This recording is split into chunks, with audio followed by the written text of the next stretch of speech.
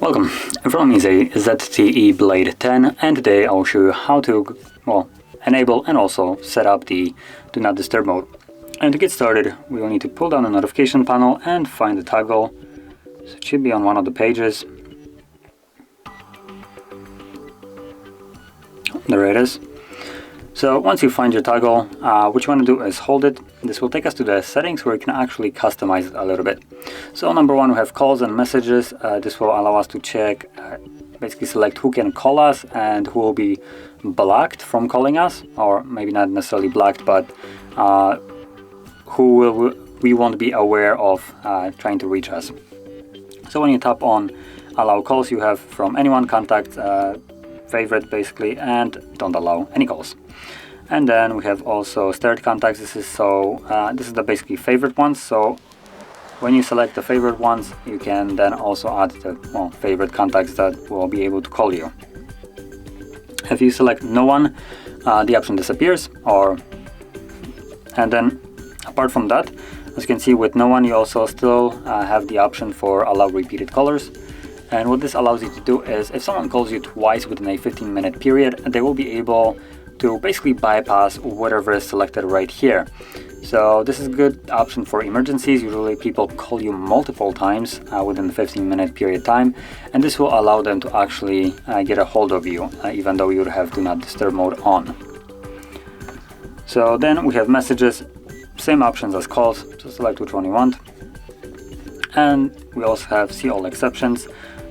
This gives us a couple more toggles right here, so this will allow alarms, play media sounds, allow touch sounds, allow reminders and events. So the ones that are enabled will be the ones that will be able to make noises while the Do Not Disturb mode is on, while for instance the ones that are disabled will not be able to do anything. So for instance, with Do Not Disturb mode, the phone won't be making any kind of touch sounds, show us any kind of reminders, or allow any kind of events. And then if we leave again, we have a couple additional options here. So we have restrict notifications. We have two pre-made ones, which is the no sound from notifications, or no visual or sound from notifications, or custom, which will give you more control, so you can select which kind of notifications you can see or hear. And then we also have default duration.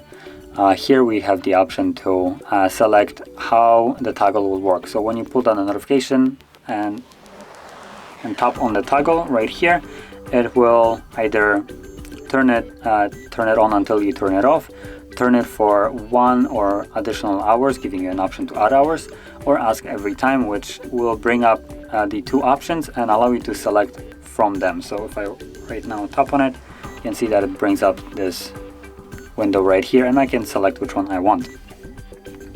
And then lastly, we have the schedule. And the schedule will allow you to set up a specific schedule for you to basically forget about this, and it will turn on and off automatically at your provided time and day of the week. And this is a fairly handy option here. So you just kind of go to the settings and set up the start and time and days of the week and just the behavior of it, and that's about it. Once you leave it, it automatically becomes enabled when you change something in it. But you can also tap on the check mark to basically set it to be enabled as well.